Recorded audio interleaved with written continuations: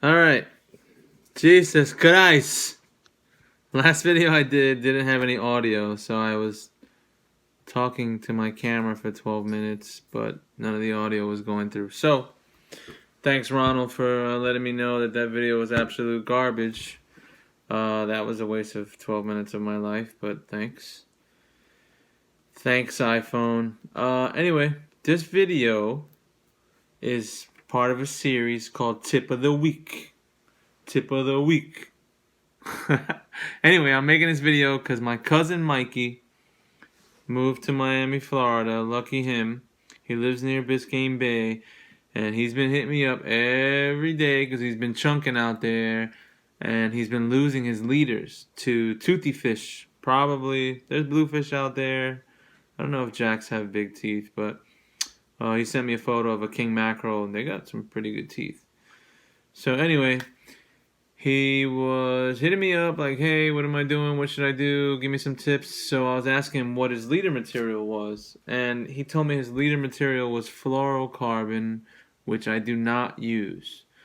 I use mono for my leaders. People are going to say, oh, fluorocarbon and mono, fluorocarbon stronger, blah, blah, blah, blah. That might be true, but if fluorocarbon gets a nick in it, and you catch a big fish, because of that nick, it's going to break. So remember that. Anyway, what are you doing? My wife is behind me creeping around. Anyway, so this video is going to talk about my leaders, then I'll talk about my reels a little bit, and I'll talk about my rod, and that's pretty much it. So starting from the bottom, I have a 75-pound tactical angler's clip that I use. And that's tied on to the mono with a improvised clinch knot that I turn about 8 times. Turn it 8 times, moisten it like that, and then tighten it. Make sure it doesn't twist upon itself, because if it does and you get a big fish, it's going to collapse on itself and break. So people in the surf casting community are like, oh, get a 2-foot leader, 3-foot leader. I never measure the amount of leader material, as long as it's not this long. You want it far enough away, the swivel from the tactical angler's clip, that if this gets some weed on it, it doesn't affect what the fish see. They may see it trailing in the back, but it's not really close to the lure, so you don't want that. This is a tsunami barrel swivel. This is a 75-pound tsunami barrel swivel, also tied with an improvised clinch knot. This is on there pretty good. Yeah. 8 twists that I do on this, moisten it of course. And then this whole setup gets tied on to my Suffix Performance braid.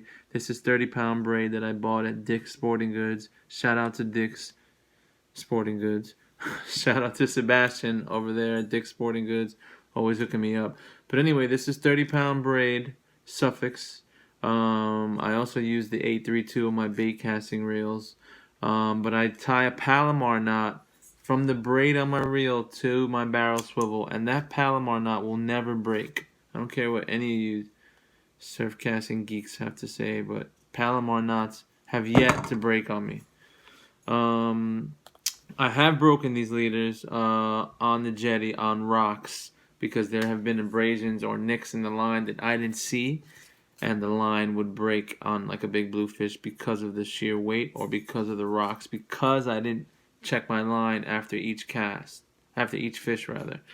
If you catch a big old bluefish and you get a nick in your line, you should cut that tack clip and retie if it's close to the tack clip, which the nicks probably will most likely be closer to the clip. Just cut the clip, retie, just to be in the safe side so you don't lose the lure. My reel setup. Oh, let me talk about the Trilene. This is Berkeley Trilene Big Game. Also got this at Dick's. I think they had this on sale for like $6. I bought it. Do yourself a favor. Do not leave this in the bottom of your Yeti bucket in the boat, because the water and the salt water will discolor the line if it's just sitting there for a long time. Because I have another one of these. Actually, I think it's Suffix that I left in the bottom of the bucket, and it got discolored. So be careful with that. Alright, that covers the line. This is the reel I've been using all season. Are you gonna heat up food? Oh, this is the this is the reel I've been using all season this year. Um, I love this reel. This is a Shimano Stratic C5000. That's 30-pound braid on there. It's got the X-ship gearing system and the Hagane, whatever that is. I have to figure out what the Hagane system is if I'm going to be talking about it. The reason why I love this reel is because of this bad boy right here, this handle. It's very ergonomic. Ergonomic's a word, right? You don't know. It's very ergonomic. It fits very nicely in my hand. The material is very sticky, so when I grab it with my gloves on, it just feels very nice. It has that improved drag system where it doesn't take that many turns to strengthen the drag, which is what I love. In my other videos online, I'm always saying that, oh, this reel may need some servicing. It doesn't need servicing because it's a 5,000 size reel that I've caught big fish on. It needs servicing because it needs to be cleaned, because I don't know how to clean spinning reels. I'm pretty sure it's pretty simple. I rebuild all of my bait casting reels, so I don't see why I can't do one of these reels. Anyway, that's why I say it needs to be serviced, because it needs to be cleaned, re-lubricated, for next season, and I always do that for all my reels. But this reel, when I get home from surf casting, I just wet it. I don't, douse it in water. I spray it with a little bit of water, then wipe it down, let it dry. Make sure I clean that bearing here so it doesn't get dirty. If this bearing gets dirty, it makes a lot of noise. I blow the water off and let it air dry. Whatever residual water's on there. But this is a great reel, very light. I use this with the Tsunami Elite Airwave 11-foot rod, which I'm going to talk about also in a second. But the real reason why I use this reel is because it's very light. My whole setup feels basically like an extension of my arm. Doesn't hurt my shoulder when I'm casting, and I cast a lot in a day. Sometimes I'll fish 5-6 hours in a day. Yesterday I fished from 5 in the morning to 4 p.m. in the afternoon. So didn't feel any fatigue on my shoulder. The most fatigue I get is in my wrist, which has been bothering me lately because I've been fishing so much like a maniac. If you're like me and you like buying stuff that looks cool, I went and I bought this reel from my cousin Mikey, who moved to Florida. He sold me this reel right before he left. This is the Shimano Stratic CI4 4000. Same, pretty much the same exact thing as the 5000, despite the size difference. Of course, it's lighter, but it has the Hagane system, has the X-ship. It's got a Magnum light rotor. The only thing I don't like about this reel is this handle. It's puny. It may fit in other people's hands very nicely, but it's like kind of clumsy to use. I don't like this handle at all. So if you have this reel, do yourself a favor and get a power grip handle. But this reel on my Tsunami Airwave Elite rod, shout out to Tsunami, is so light. It's crazy. It's like a feather. And I've caught some pretty big bluefish on this reel.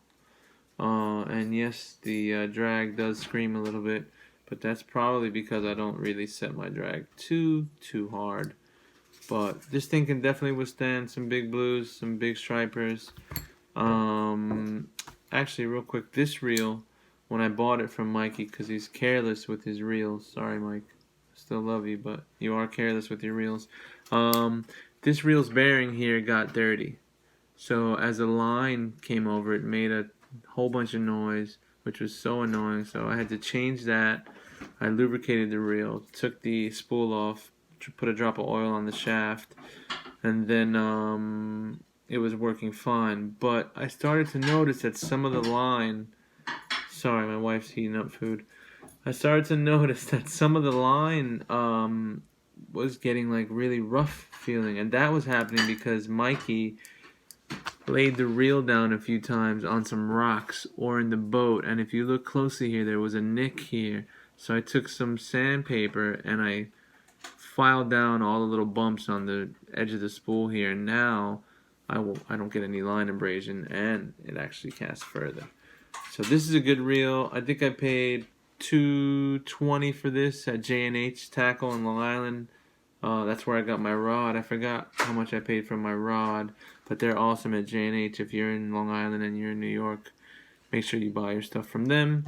This I got for the hookup price from my cousin, but also good reel.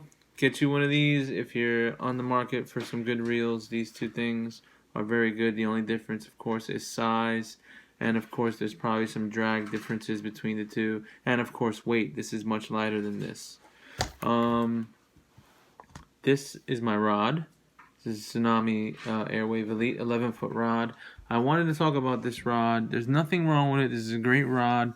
The handle on the Elite is much thinner than the normal Airwave, and it's very comfortable and very light. But I wanted to talk about this rod because you see that little crack right there in the reel seat on the tape here? I think eventually this thing may fail.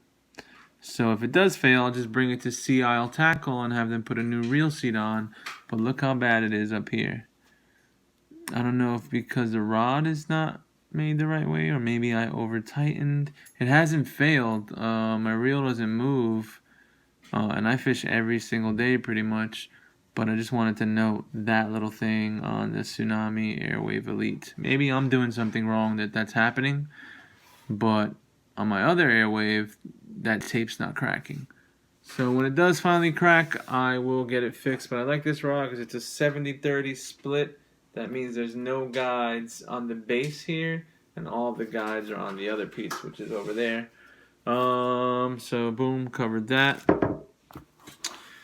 Make sure you get yourself one of these bad boys. This is a Shimano reel cover. Reel goes in here like this. Then it closes here like this. And this thing comes down. You can put these on when the reel is on the rod. These are really good for traveling. I drove down to Florida with my wife and my mother-in-law and grandma, and the reels were all up in the back doing all of this stuff back there, and it didn't get damaged. Get yourself one of these. Don't beat up your reels. Take care of your reels. I know you guys are going to be like, oh, my reel's just a tool, blah, blah, blah, blah, blah. You got to take care of your reels. Otherwise, they're not going to take care of you, and you're going to lose a bunch of fish, and you're going to be mad, etc., etc. Alright, so that's the end of my video. I am supposed to upload one video a week because the boss says I should. So this is tip of the week 001. Anyway, follow me, subscribe, click like or dislike, but if you're gonna put a thumbs down, make sure you put a comment there saying why you don't like my shit.